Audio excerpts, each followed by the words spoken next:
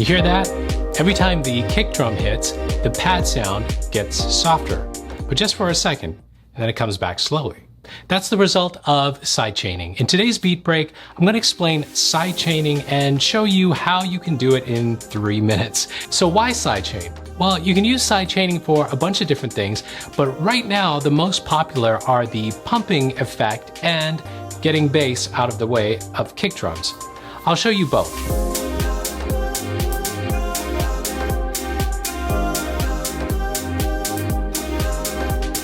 Sidechaining works really well on instruments like pads. This pad is coming from Sonosphere's Distance, which is by Sound Iron. They have lots of atmospheric pad type of sounds in there.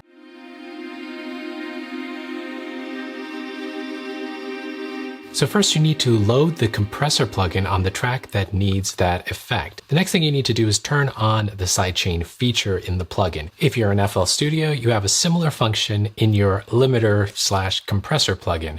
In Logic, you've got it in the compressor as well. In Ableton, you click the triangle button here, then turn on Sidechain, then select which track needs to help create that effect. It's typically the kick drum, and I've got the kick on a separate track here, so I'm just going to select that. Now let's listen. So not much happening yet. Well, watch when I start adjusting the threshold. All right, we're already starting to hear it. And now I'm going to adjust the release. And adjust the attack.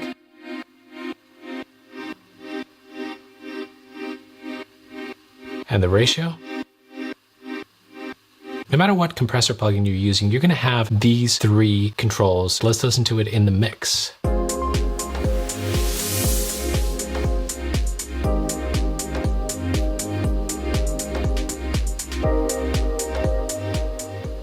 Now I applied the same sidechain compression on the bass here. Let's listen to it without the sidechaining on.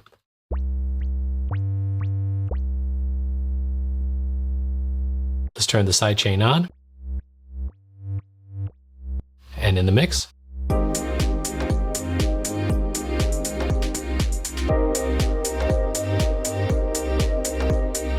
So every time the kick drum hits, that's when it activates the compressor on the tracks that it's sidechained to. Now, if you don't have a sidechain feature on your DAW's compressor, you can achieve it by following these steps. I'm using Studio One by PreSonus, but it's going to be similar in other DAWs that don't have a sidechain feature. By the way, PreSonus does have that sidechain feature built into its compressor, but I'm just using this as an example. All right, so I've got 2 tracks here. One is a pad and one is a kick. I'm going to add the sidechain effect to that pad. First thing you do is create a bus. So I'm creating a bus channel in the mixer here. Then you're going to route the instrument that you want that sidechaining effect on to this bus. So instead of going to the master, you want to send it to this bus. On the bus, we're going to add the compressor effect. Next, we need that kick drum to trigger this compressor. Here's the kick drum track. I'm not going to route the output of it. I'm just going to create a send and send that to the compressor in the bus. So now you're all set up to set the sidechain effect.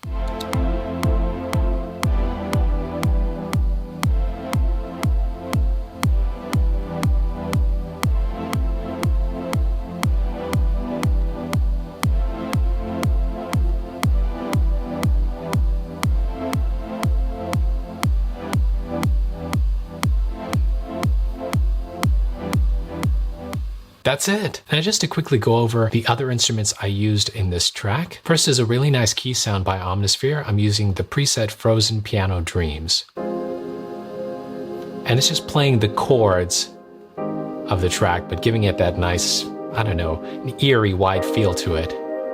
The only other things I have are this Vox kind of sound, and this is also coming from Omnisphere. This is coming from the preset Jack Stack's Mixed DAWs. Haha.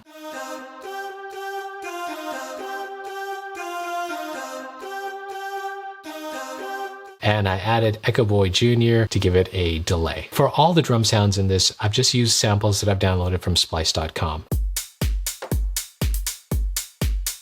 I've got a couple risers in here. One of the risers is from Native Instruments, from Rise and Hit.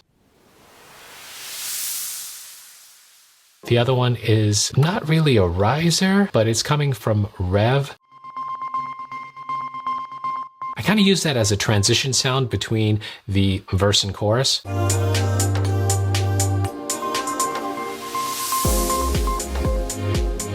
that's a nice little transition in there, right? That's the beat break for today. What would you like to see in a future beat break? Comment below. Keep making the music you love.